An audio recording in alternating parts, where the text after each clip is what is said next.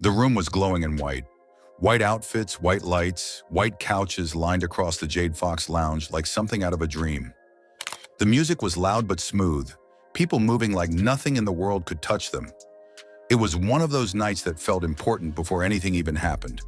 Cameras were out, drinks were flowing, and in the middle of it all, Heem 350 Heem. Bacon was there, alive in a moment he had worked his entire life to reach. No one in that room knew they were seconds away from remembering this night forever for the wrong reason. Then it happened. The music didn't stop immediately. At first, it didn't even register. A sound cut through the air. Sharp, violent, out of place. Then another, and another. Suddenly, the vibe shattered.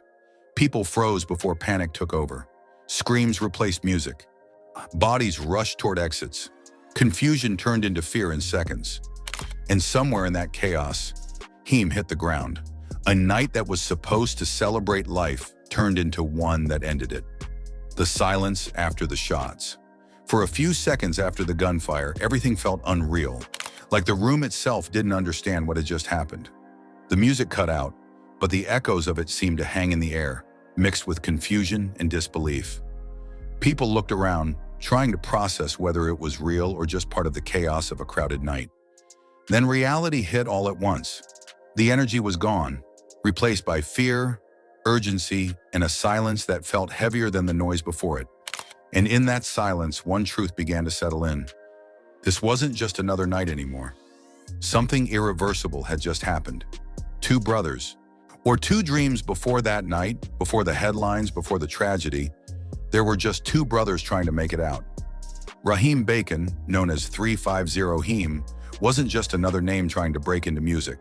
He was someone who carried pain, ambition, and hunger in everything he created. Growing up in Florida, life wasn't built for easy success. Opportunities were limited, and mistakes were easy to make. But Heem saw music as more than just expression. It was escape.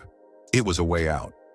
At the same time, his brother, Dwayne Bacon, was chasing a different path. Basketball became his route. Where Heem had lyrics, Dwayne had discipline on the court. Long hours, relentless training, and a focus that never broke. Eventually, it paid off. Dwayne made it to the NBA, stepping onto a stage millions dream of, but never reach. Two brothers, same environment, same struggles, different doors out, and for a moment, it felt like both of them had made it. Motown and Momentum 350, Heem wasn't just chasing music anymore. He was building something real. Signing with Motown Records wasn't luck. It was the result of years of pushing through doubt, rejection, and the constant pressure of where he came from. Motown wasn't just a label, it was history. Legends were made there, and now Heem had his name attached to it. Then came Taking Chances 3. This wasn't just another mixtape, it was a statement. Every track felt like a piece of his life laid out for the world to hear. Pain, ambition, survival, it was all there. And then there was one title that hits different now, a song called Gunshots. At the time, it was just another reflection of the environment he came from. Whack the reality he grew up in. But looking back, it feels almost haunting, like a warning hidden in plain sight. Everything was aligning. Music was growing. Attention was building. The door out wasn't just open anymore. He was stepping through it. Jade Fox Lounge. That night at Jade Fox Lounge wasn't supposed to be dangerous. It wasn't supposed to be remembered like this. It was an all-white party, the kind of event where people show up to be seen, to celebrate, to feel like they've made it, even if just for one night. Heem was there, moving through the crowd, part of the energy, part of the moment. But somewhere in that room, something shifted. Details are always messy in moments like these. Different stories, different angles, different versions of what happened. But what remains clear is this: an argument escalated. Tension built fast. And before anyone could process it, it turned into violence. Gunfire broke out inside the lounge. Not outside, not somewhere distant. Right there. In seconds, the celebration collapsed into chaos. People ran, ducked, screamed, pushed toward exits that suddenly felt too small. And in the middle of it all, Heem was caught in something he couldn't escape. He didn't get a warning. He didn't get a second chance. Just like that, it was over. The aftermath. The next morning didn't feel real. News spread fast. Social media filled with shock, disbelief, and the kind of messages people write when they don't want something to be true. For fans, it felt sudden. For people close to him, it felt impossible. Dwayne Bacon, his brother, didn't respond like an athlete. He responded like family, like someone who just lost a piece of himself. His tribute wasn't about fame or success. It was about memories, about a bond that existed long before music or basketball ever came into the picture. Then came the arrest. Jamila Johnson was identified and taken into custody in connection with the shooting. Another name added to a story that never should have existed in the first place. But arrests don't undo what's already been done. They don't bring people back. They just close a chapter while leaving everything else broken. And then there was the music, the album, the momentum, the future that was just starting to take shape. Everything paused. Or maybe it ended right there with him.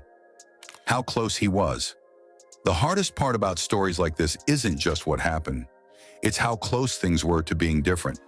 Heem wasn't stuck anymore. He wasn't at the beginning. Yet he was right there, on the edge of something bigger. A major label behind him, a growing fan base, a voice that people were starting to hear.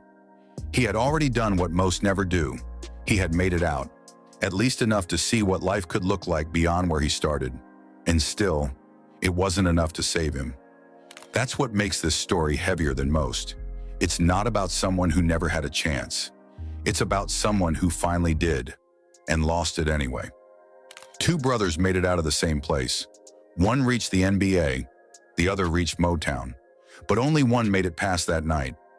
What makes it even harder to process is how normal that night probably felt to him. There was no sign that this would be the last time he'd walk into a room, the last time he'd hear his own music playing around him, the last time he'd laugh with people who had watched him come this far. Moments like that never announce themselves as endings. They feel ordinary, almost forgettable, until they suddenly become everything. And somewhere between the music, the lights, and the energy of that room, Heem was just living his life, not knowing it was about to become a memory everyone else would hold on to instead. What we take from this: some stories don't end with answers. They end with questions that stay with you longer than the video itself. How many people get that close and never make it through? How many moments change everything in seconds? If this story made you feel something, if it stayed with you even for a second, then you already understand why it matters. Because sometimes, the difference between making it out and never getting the chance is just one moment.